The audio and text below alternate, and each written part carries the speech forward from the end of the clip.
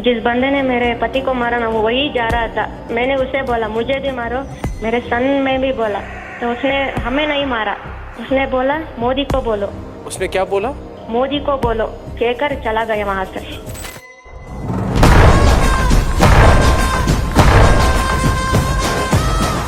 इंतजार लंबा नहीं कर सकता। चुन चुन करके हिसाब लेना ये मेरी फितरत है।